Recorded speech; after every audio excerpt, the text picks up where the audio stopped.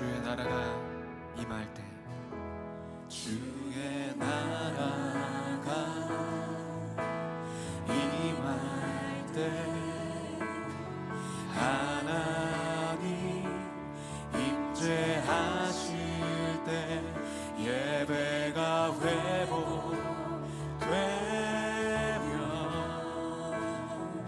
기적은 일어나네.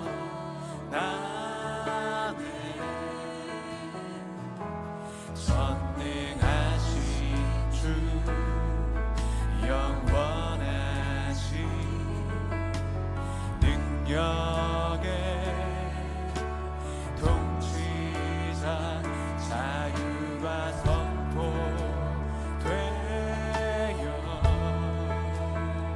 주 백성 돌아오네.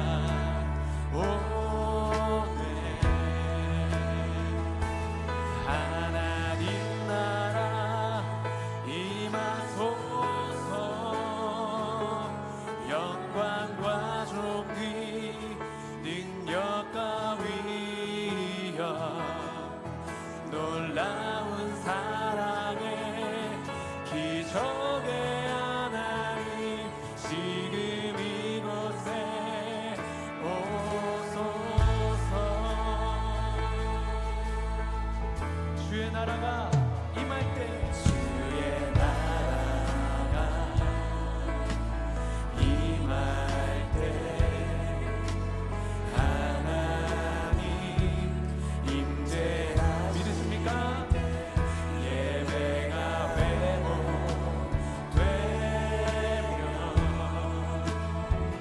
기적은 일어나네.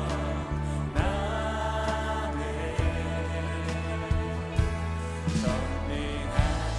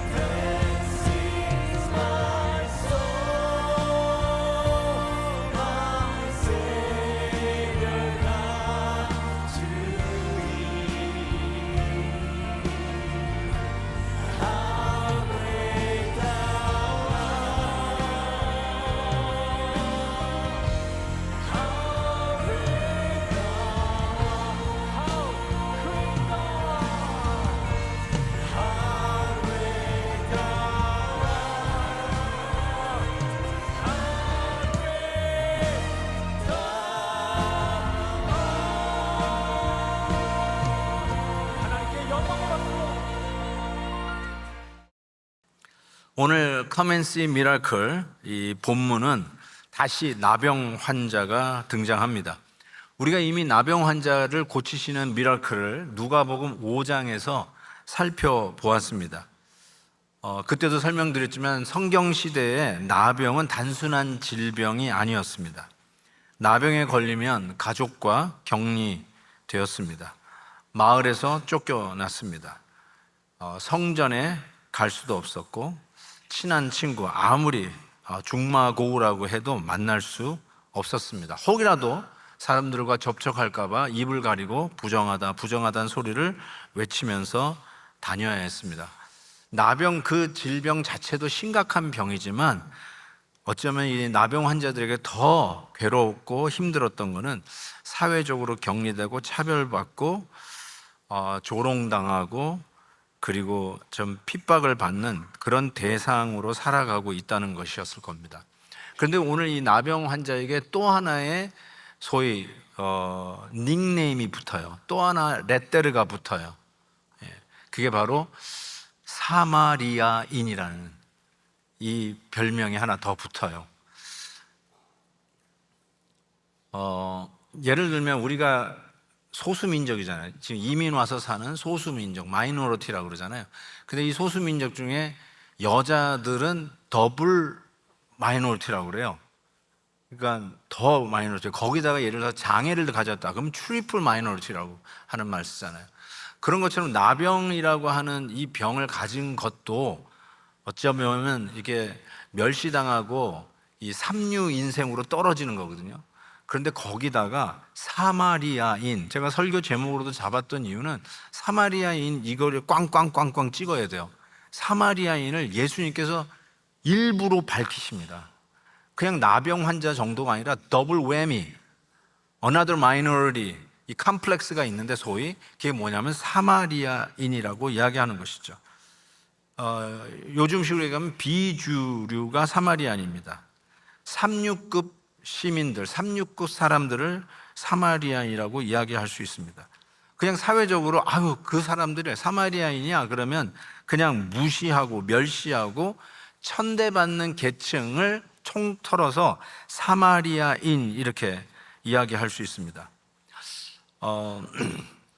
유대인들의 입장에서는 그 사마리아인이 얼마나 싫었으면 바로 사마리아 땅을 통과해서 가면은 하루길 갈 수 있는 거를 그 땅 밟기가 싫은 거예요. 얼마나 싫으면 그 땅을 밟기 싫을까 싶은데 비행 돌아가지고 2, 3일 돌아가더라도 사마리아 땅을 안 밟았어요. 그 정도로 싫었어요. 여러분은 비행기로 어디를 가실 때 예를 들면 저 같은 경우도 이제 동부로 요번에도 필라델피아를 다녀왔지만 동부를 가려고 하면 비행기 표를 끊을 때 뭐 시애틀을 경유를 한다든지 뭐 샌디에고를 갔다가 간다든지 뭐라 그럴까요? 뭐 포틀랜드를 통해서 가는 이런 비행기도 떠요. 그러면 저 그런 거 안 타요. 가능하면 동부 쪽으로 움직이는 뭐 달라스를 간다든지 시카고를 가는 비행기를 골라요. 왜 그러냐면 최대한도로 비행 시간을 줄이려고 일부러 그런 비행기를 탑니다. 설사 비행료가 조금 더 비싸더라도. 그런데 금방 갈 수 있는 길을 사마리아 땅 밟기가 싫어서 며칠 돌아서 갈 정도로 사마리아인 하면 I don't want to step into the land of Samaritan. 그래서 사마리아인 하면은 벌써 이게 세컨 클래스로 그냥 취급이 되어지고 만나기가 싫은 거예요. 상종하기가 싫은 거예요. 그게 바로 사마리아인인데 그 사마리아인이 또 나병까지 걸린 것이죠. 그런데 이 10명의 나병 환자들을 보시고 예수님께서 뭐라고 말씀하시냐면은 5장에서도 그 얘기를 했는데 오늘 본문에서도 가서 제사장들에게 너의 몸을 보이라고 이야기를 합니다. 5장에서도 얘기하죠. 제사장에 네 몸을 보이고 너의 깨끗하게 됨을 입증하라 이렇게 이야기를 했어요. 이 말이 뭐냐면 제사장에 가서 보이라는 말은 마치 의사에게 가서 네 몸을 보이라 라고 하는 뭐 신체 검증하라, 검진하라 이런 거하고는 완전히 다른 차원입니다. 이거는 좀 더 이 법정 용어 같아요. 이 나병에 걸리면 일단 감금 또 고립 이렇게 되잖아요. 마치 고소를 당해가지고 범죄를 확인하기 위해서 재판을 하는 동안에 감금되듯이, 그래서 마지막에 재판관이 땅땅땅 무죄라고 선언하면 그때야 비로소 나올 수 있듯이, 나병 환자들에게 제사장에서 가서 보이란 말은 확실하게 도장을 받고 드디어 자유의 세계로, 네 가정으로, 교회로 돌아가라, 이 선언을 하도록 가서 몸을 보이라는 것입니다. 예수님께서 이 나병 환자들에게 가서 제사장들에게 네 몸을 보이라고 하는 이 말을 들었을 때 그들의 마음은 막 뛰었을 거예요. 야, 드디어 내가 집으로 갈 수 있겠구나. 이제 내 사랑하는 내 딸, 내 아들을 안아볼 수 있겠구나. 그리고도 그렇게 그리웠던 예배 장소로, 성전에 가서 내가 예배 드릴 수 있겠구나. 내 제일 그리운데 믿음의 친구들을 볼 수 있겠구나. 그런 마음으로 너무너무 설레였을 거라고 생각합니다. 근데 오늘 본문은 하나 짚고 넘어갈 게 있는데, 예수님께서 고쳐놓고, 그게 이제 누가복음 5장 케이스인데, 고쳐놓고 제사장에 가서 몸을 보이라고 한 게 아니라, 오늘 본문 보니까 가다가 깨끗함을 받은지라. 그러니까 예수님께서 고쳐놓고 가서 제사장에게 몸을 보이라고 한 게 아니라, 여전히 막 피부에서 피고름이 흘러내리고 얼굴에 뭐 코가 흔들흔들하고 손가락이 덜렁거리면서 지금 떨어지기 일보 직전, 뭐 그런 순간에도 제사장에 가서 몸을 보이라는 거예요. 아니, 제사장이 딱 보는 순간에 퇴짜, 다시 격리, 이러는 게 뻔할 텐데도 여전히 나병이라고 하는 질병을 갖고 있는데 가서 제사장에게 가서 네 몸을 보이라고 했다는 것이죠. 저는 이 부분에 대해서 어떻게 여러분이 한번 나병을 갖고 있는 자라고 한번 가정을 해보시면 갈 것 같으십니까? 여전히 내 몸에 낫는 게 하나도 없는데 제사장에 가서 몸을 보이라고, 이건 그냥 멀리서도 너는 아니야 하고 퇴짜 맞을 게 명약관화한데 여러분 같으면 가겠습니까? 근데 오늘 보니까 10명의 나병 환자들이 가요. 제사장에게 몸을 보이러 가요. 근데 가다가 깨끗함을 받았어요. 저는 이 부분을 좀 묵상하다가 스폴전 목사님이 이 부분에 대해서 이렇게 주의를 했는데 굉장히 탁월하다고 생각했어요. 이 부분 가지고 뭐를 설명하냐면, 이신칭이 우리를 의롭다라고 부르시는 그 은혜가 어떤 것인지를 이 본문 가지고 설명하셨어요. 그 목사님이 하는데 제가 너무 해서 여기다 번역을 해서 올려놨어요. 한번 들어보세요. 뭐라고 번역하냐면, 10명의 나병 환자들은 나병을 그대로 가진 채 곧바로 제사장들에게 걸어가면서 마치 모든 것이 나은 것처럼 느끼면서 갔을 것이다. 우리 역시 이제 이걸 적용하는 거예요. 우리 역시 우리 가운데 아직 죄가 그대로 있지만 그 모든 죄악이 용서받은 것처럼 느끼고 가야 할 것이다. 아직도 죄가 우리를 누르고 있고 정죄의 능력이 우리를 무겁게 하지만 우리가 예수 그리스도를 믿을 때 그 순간 우리는 영생을 얻는다. 이것이 나의 요점, 핵심이다. 우리 죄인들은 예수 그리스도를 믿을 때 그 순간 영생이다. 우리가 여전히 죄인 되었거든요. 여러분이 여러분을 들여다봐도 죄인이야. 아무리 여러분 도덕적으로 윤리적으로 깨끗하다 할지라도 여전히 죄인인 것을 고백할 수밖에 없잖아요. 그러니까 여전히 부족한데 그럼에도 불구하고 You are justified, You are righteous, 우리를 의롭다 하신다는 거예요. 이게 구원의 핵심이잖아요. 아직 죄인 되었지만 우리로 하여금 의롭다, 넌 내 자녀다, 천국 백성이라고 선포하시는 게 justification by faith인데, 이거를 나병 환자들이 여전히 질병을 갖고 있지만 나을 줄 믿고, 아니 나은 것으로 생각하고 마치 나은 자가 제사장에 가서 자기 몸을 보이는 것처럼 그 길을 가는 도중에 나와서 기적을 체험하듯이, 이게 바로 오늘날 여전히 부족함에도 불구하고 그냥 주저앉지 않고 내 안에 소망이 없으니까 아예 더 이상 시도도 안 할 거야 하지 아니하고, 그럼에도 불구하고 여전히 나를 의롭다 하시는 그 주님의 은혜를 붙잡고 계속하여 믿음의 길을 걸어가는 것, 이게 바로 이신칭이의 이 영적 비밀이라고 말씀하시는 것이죠. 저는 이게 굉장히 너무 마음에 와닿았어요. 지난주 설교하고 연결해 보면 우리들은 깨끗한 집, 모델 하우스가 되는 게 마치 우리의 목표인 양. 야, 아직도 이 집이 지저분하네? 그러니까 아예 없던 일로 하자. 아무리 시도해도 이 집을 깨끗하게 정리하는 것은 있을 수 없다. 그리고 소위 양심 선언을 하면서 나는 안 되겠다 하고 포기를 하는데, 그게 마치 그럴싸한 진짜 양심 선언 같아요. 나는 완전하고 나는 깨끗한 집을 만들 수가 없어. 그러니까 나는 그냥 이대로 살랜다. 이렇게 얘기하는 것이 양심 선언 같아요. 그게 더욱더 깨끗한 것 같아요. 그렇지만 실은 오늘 이 말씀 속에서 보면 여전히 죄가 있지만 예수 그리스도께서 내 죄를 대신 담당하신 것을 믿고 여전히 나를 의롭다 하시고 당신의 자녀 삼아 주신 것을 믿고 믿음의 길을 계속 뚜벅뚜벅 걸어가면 제사장 앞에 섰을 때, 그 나라에 하나님 앞에 섰을 때 잘했다, 충성된 종아, 맞아주시면서 온전한 하나님의 자녀로 영접해 주실 것을 믿고 걸어가라는 것이죠. 그게 이신칭의의 삶을 살아가는 신앙생활의 비밀이다라는 생각을 해봅니다. 어쨌든 얼마나 기다리던 날일까요? 얼마나 가족으로 돌아가고 싶었을까요? 이 나병의 환자들의 입장에서 생각해 볼 때 평생 그 고치지 못할 그 병에 그러고 격리되어 살다가 가족들 얼굴 한 번도, 그렇게 보고 싶은 부모님 얼굴도 한 번도 못 뵈고 그냥 죽어가는 것이 나병 환자들이었거든요. 근데 그 나병 환자가 제사장 앞에 가가지고 You are clean 하고 선언이 되는 순간에 다시 가족의 품으로 돌아갈 수 있고 신앙 공동체로 돌아갈 수 있다는 그 생각만 해도 가슴이 뛰었을 것이라고 생각합니다. 그런데 문제는 뭐냐면 10명의 나병 환자들이 정말 가다가 고침을 받았어요. 가다가 피부가 하얘지기 시작하고 고와지고 고름이 떨어지고 눈썹이 막 다시 깨끗해지고, 이런 기적 속에서 더 신나하지 않았을까 싶어요. 이 어마어마한 기적을 체험했는데 오늘 본문은 그것만으로 끝나는 본문이 아니에요.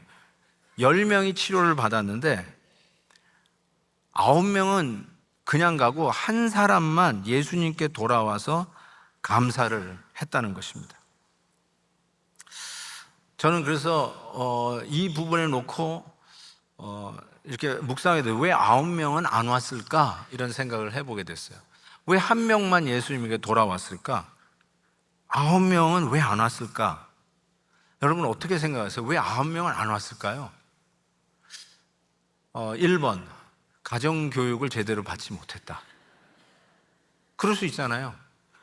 2번째, 부모님이 땡큐 늘 감사하다는 말을 안 가르쳐 준 거예요. 그래서 받는 걸 당연히 생각했던 사람들이라서 이런 엄청난 일이 일어났는데도 감사하지를 못했다. 3번, 너무너무 그 가족에게 돌아가고 싶은 마음이 생각나서 잊어버리고 가족에게 먼저 달려갔다. 4번, 원래 성격이 못된 인간이었기 때문에 예수님에게 안 가고 그렇게 되었다. 어떤 것 같아요? 몇 번인 것 같아요? 네, 3번이에요. 3번. 네. 저는 이 9명의 나병 환자, 고침을 받은 사람이 왜 예수님에게 안 갔을까라고 하는 면에 저는 굉장히 호의적으로 생각했어요. 안 갈 수 있었겠다. 내가 이 입장이라도 막 보고 싶은 우리 딸한테 갔을 것 같아요. 제가 이렇게 생각하는 이유가 제가 코로나에 걸렸을 때 격리가 되었어요. 한 4년 전이었는데 처음으로 막 돌 때 제가 덕후덕 걸렸어요. 그 면역 주사를 맞았는데도 불구하고 걸렸어요. 그런데 그때 우리 첫 손녀딸이 태어났어요. 그러더니 우리 아내가 내가 걸렸다고 그러니까 집에 들어오지 말라고 그러더라고요. 격리에 진짜 격리가 되고 제가 호텔방에서 일주일을 살았어요.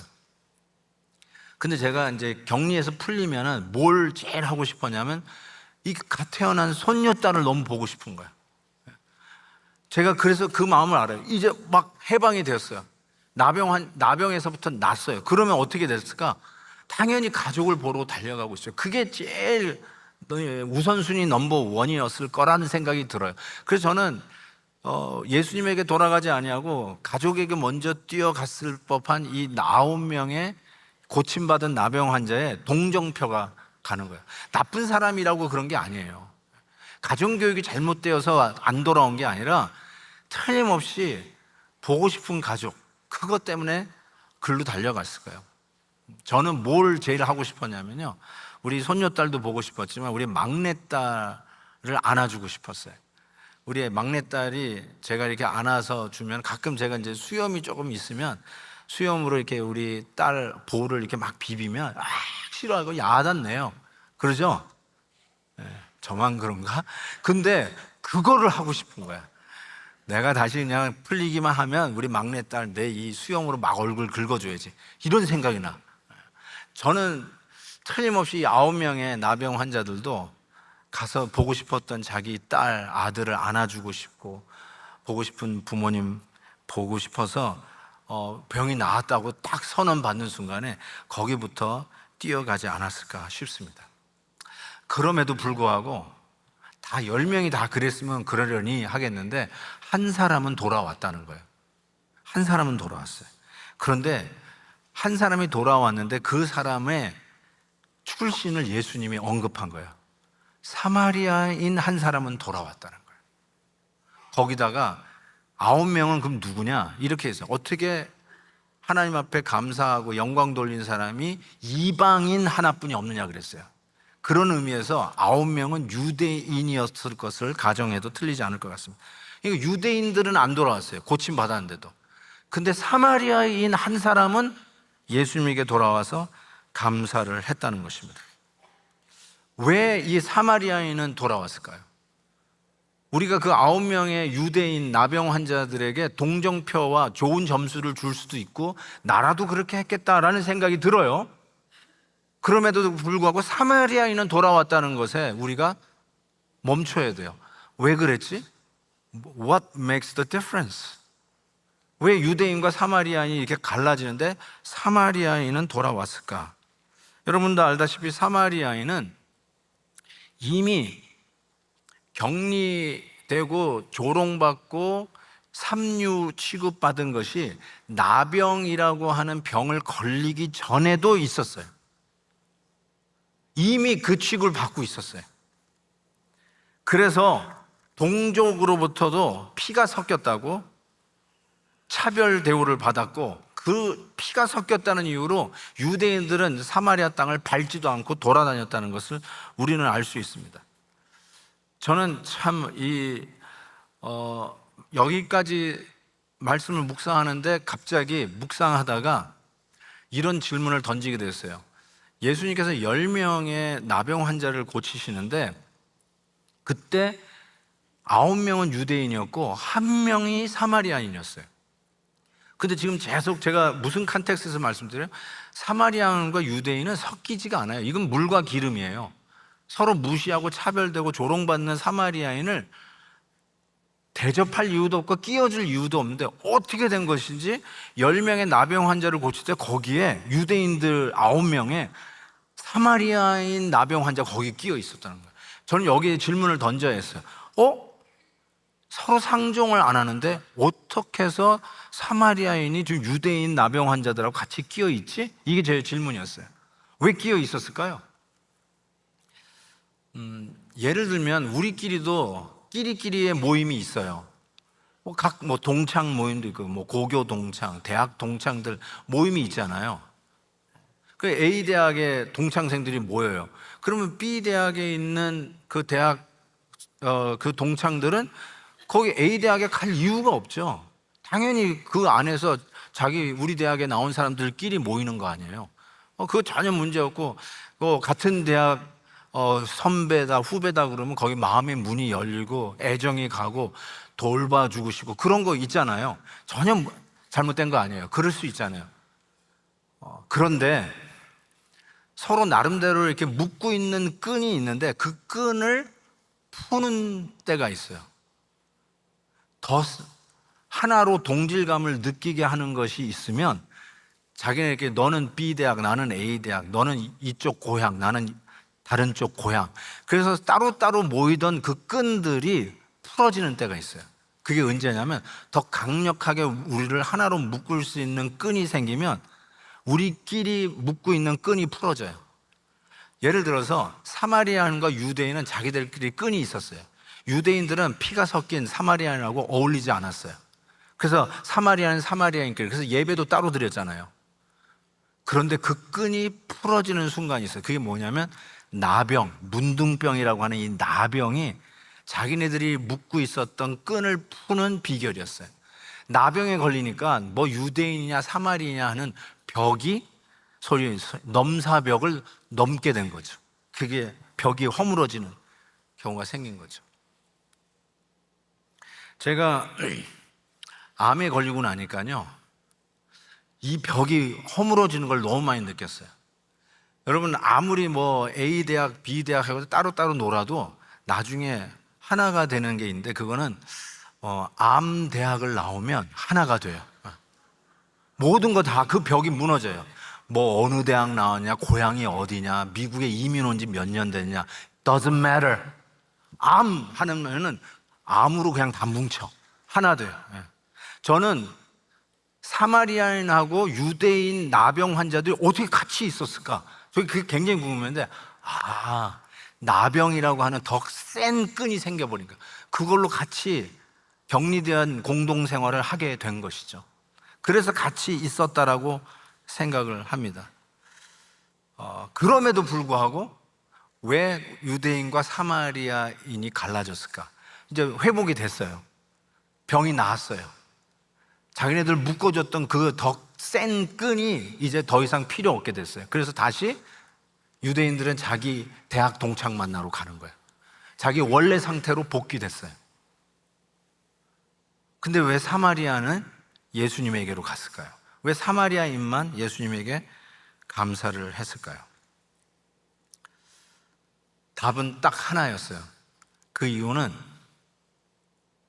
사마리아인이 더 큰 은혜를 체험했어요. 더 큰 감격으로 자기 병 나은 것을 깨닫게 되었어요. 유대인도 감사했을 거예요. 어쩌면 참 그 예수님 참 고마운 분이다. 우리 가족 만나고 나중에 시간 내어서 예수님 찾아가서 우리 감사한 마음을 전하자. 그러실 수도 있어요. 그랬을 거예요, 아마. 그런데 사마리아인은 가족에게 돌아가고 싶은 마음이 굴뚝 같았지만 예수님에게 먼저 달려갔어요. 그 이유가 뭘까? 아무리 생각해봐도 받은 은혜가 더 컸기 때문에 그래요. 누가복음 7장에 보면 이런 말씀이 있어요. 빚 주는 사람에게 빚진 자가 둘이 있어서 하나는 500데나리온을 졌고 하나는 50데나리온을 빚을 졌어요. 갚을 것이 없어서 둘 다 그 빚을 탕감해 주었어요. 예수님이 묻습니다. 둘 중에 누가 그를 더 사랑하겠느냐? 이때 시몬이 이렇게 대답합니다. 내 생각에는 많이 탕감을 받은 자다라고 얘기했더니 예수님이 이렇게 얘기해요. You're right. 네 판단이 옳도다. 더 많은 것을 탕감받은 자가 더 많은 사랑을 한다. 이 간단한 원리예요. 그런데 저는 이 원리가 왜 사마리아인은 예수님에게 왔을까? 사마리아 입장에서는 아까도 얘기했잖아요. He got double whammies, double minorities. 그래서 이미 자기는 나병을 앓기 전에 무시당하는, 괄세받는, 차별받는 거를 이미 그게 몸에 배어 있어요. 근데 유대인들은 입장에 생각할 때는 나병만 나오면 다시 back to normal. 이 병만 나오면은 다시 돌아가는 거야. 깨끗한 집으로 돌아가듯이 다시 돌아가고 멀쩡한 것처럼 돌아가요. 근데 거기에는 예수님이 없어. 근데 사마리아인은 이걸 낳고 회복이 되었는데 나 같은 자도 저 유대인이 어떻게 보면 병 나은 거는 당연한 것 같아. 근데 나같이 천대받은 사마리아인도 이 은혜를 받았으니까 그게 너무너무나 감사한 거예요. 너무나도 이 은혜가 감격스러운 거예요. 그래서 이 사마리아인은 상대적으로 탕감받은 게 훨씬 더 커. 그래서 예수님에게 갔다라고 하는 이 답 외에는 다른 답을 찾을 길이 없어요. 병 낫는 것으로 미라클이 끝난 게 아니라 미라클의 결론은 병이 나은 게 아니에요. 지금 이거 10번째예요. 미라클의 결론은 병을 낫게 하신 예수님을 만나는 거예요. 그리고 그거를 구원이라고 불러요. 제가 잠깐 제 얘기를 하면요. 2주 전이었어요. 2주 전에 제 둘째 아들이 제가 이제 폐 수술을 한 후 바로 이제 애를 낳았어요. 그러니까 걔가 이제 지금 100일이 이제 거의 다 돼 가는데 그 아이를 이제 키우느라고 정신이 없어. 내가 보니까 너무 많았는데 갑자기 전화가 와서 기도를 부탁을 하는데 아빠 코피가 안 멎어요. 갑자기 이제 코피가 터진 거예요. 애를 보다가. 그래서 아무리 틀어막고 해도 코피가 계속 이 수돗물 틀어놓듯이 그냥 막 터진 거예요. 근데 제가 그 이야기를 딱 듣는 순간에 이렇게 패닉이 오더라고요. 왜냐하면 제가 이게 하나의 트라우마로 제가 갖고 있었다는 걸 깨닫게 됐는데 지금으로부터 제가 생각해보니까 한 30년쯤 돼요. 제가 동부에서 목회할 때인데 한 중학생 이쁜 여자아이가 있었어요. 그 부모님이 저에게 정확하게 이런 컨텍스트에 전화 왔어요. 목사님, 우리 딸이 코피가 나는데 코피가 안 멎어요. 기도해 주세요. 그래서 알겠습니다. 기도하겠습니다 하고 기도를 하는데 속으로는 야, 코피 나는 것까지 목사님이 기도해 줘야 되네 하면서 속으로 그러면서 이제 기도를 하는데 낫겠지 했어요. 저는 뭐 코피 나면 뭐 솜으로 틀어막으면 그냥 금방 지혈이 되니까 난 코피 나는 게 그렇게 심각한 거라고 생각 안 했거든요. 근데 그 다음날 물어보니까 여전히 피가 나온다는. 둘째 날에도 보니까 여전히 코피가 난다. 그래서 이상하다. 코피가 왜 안 멎지? 막 여기 지혈하면 돼. 여기 막 하면 안 돼요. 안 된다는 거예요. 결국은 병원에 가서 봤더니 결론은 백혈병으로 나왔어요. 그 아이를 이제 백혈병 키모를 하다가 부작용으로 결국은 하나님 나라에 갔는데 제가 중학생 아이를 장례를 하면서 그게 저한테 트라우마로 남은 거예요.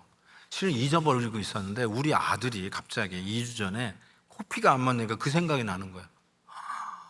그러니까 패닉이 이렇게 나를 덮치더라고요. 그래가지고 그 저녁에 그 연락을 받고 이제 기다리고 있는데 이머전시 간대요. 그래서 빨리 가라. 그랬더니 연락이 한 밤 10시쯤에 왔어요. 그래서 어떻게 됐니? 그랬더니 이머전시에 사람들이 줄을 섰는데 너무 많으니까 너 왜 왔냐? 그래서 코피가 안 멎어서 났다니까 어디 보자 그랬더니 코피가 그때 멎었대. 그래서 집으로 돌아가라고 그래가지고 집으로 왔다는 거예요. 그냥 아유 그렇구나. 그래서 나는 멎었구나. 그냥 피곤해서 그랬나 보다. 애 보느라고 정신이 없나 보다. 그러기만 생각했는데 다시 1시간 만에 전화가 왔는데 또 코피가 막 수돗물 털어내서 또 터진 거야. 그러면서 아무래도 다른 이머전시로 가야 될 것 같아요 라고 하면서 하는데 그때 이제 저한테 막 덮여오는 거예요. 패닉의 구름이 먹구름이 막 오는 거예요. 너무너무 힘든 거예요. 그래 알았다. 그리고는 이제 저는 이게 클라짓에 들어가서 이머전시 기도할 때는 옷장에 들어가서 기도하는데 옷장에서 막 주님을 찾으면서 기도를 하는데 별 생각이 다 드는 거예요. 하나님 막 기도하는데 제가 그 아들 이제 100일도 안 된 아들 낳는데 걔를 제가 어떻게 키웁니까? 하면서 이 지지리 궁상 이거를 하나님 앞에 떠는 거예요. 하나님 제가 감당이 안 됩니다. 하나님 왜 요즘 우리 집안에 자꾸 이렇게 먹구름을 몰고 오십니까? 막 이런 불평 섞인 기도를 막 하고 있는 거예요. 제가 막 그렇게 하는데 이 이머전시 갔다 올 시간쯤 됐는데 카톡이 없어. 근데 제가 물어볼 자신감도 없어. 그러다가 너무 피곤해가지고 잠깐 잠에 들었는데 다시 일어나니까 또 새벽이에요. 그래가지고 그 문제를 놓고 하나님 앞에 또 막 기도를 하는데 하나님께서 저에게 이런 음성을 들려주세요.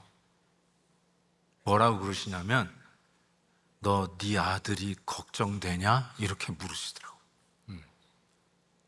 네 아들이 걱정되냐? 제가 그 말씀에 그냥 무너져 버렸어요.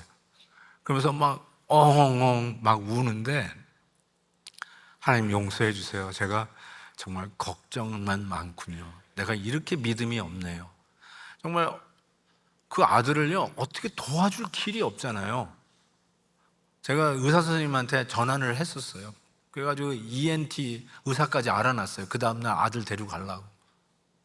그러면서 그냥 하나님 앞에 막 기도를 하는데, 네 아들 걱정되냐, 거기에 그냥 무너져 버렸어요. 마치 나는 내 아들 줬는데 너는 네 아들 걱정되냐? 이걸 물으시는 거예요.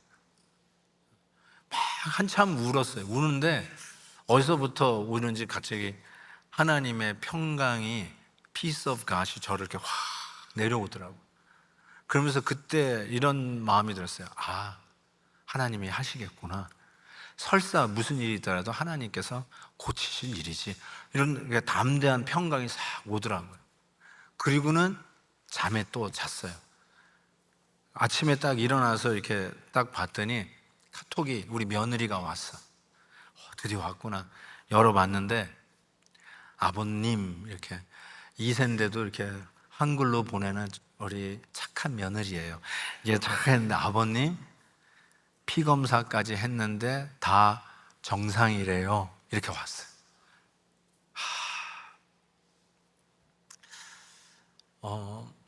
저는 우리 성도님들 이렇게 기도해 드릴 때마다 간절히 기도를 하는데, 여러분, 이 솔직한 심정인데, 나한테 좀 신유의 은사 좀 주시지, 이런 생각이 막 들 때가 있어요. 특별히 더 이상 손을 쓸 수 없는 그런 병으로 힘들어하시는 성도들 보면, 나도 좀 그런 거 있었으면 좋겠다, 이런 생각이 막 들어. 왜냐하면 아무것도 할 수 없는 무능함을 느낄 때만큼 자괴감을 느낄 때가 없어요. 해줄 게 없어. 기도해 주시면 되죠. 맞아요. 기도하는데 그거 외에는 뭘 도와드릴 게 없는 이 무능한 목사, 무능한 아버지의 그 모습에 내가 무너질 수밖에 없더라고요.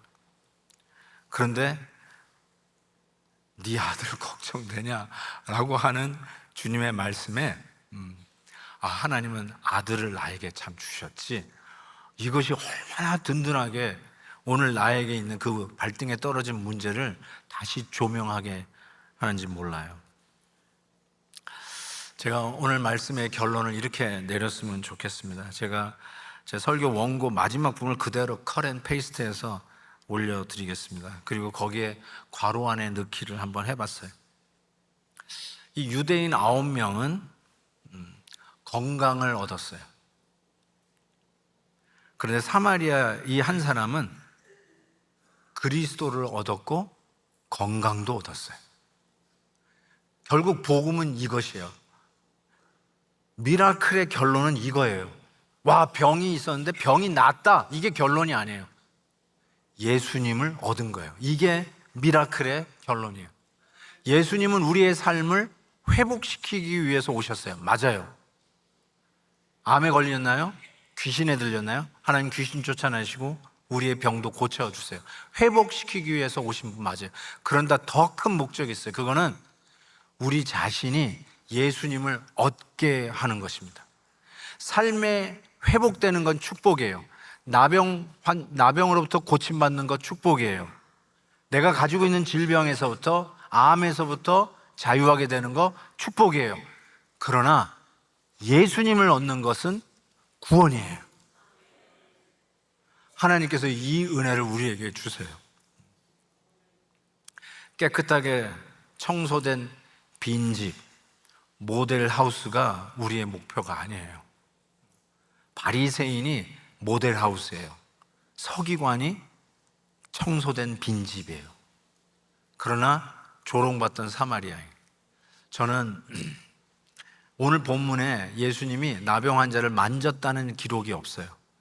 5장에는 만지고 고쳐주셨어요. 근데 저는 느낌에 이 의사 누가가 이거를 만졌다는 얘기를 일부러 쓸 필요가 없어요. 왜냐하면 예수님은 당연히 만지셨을 거예요.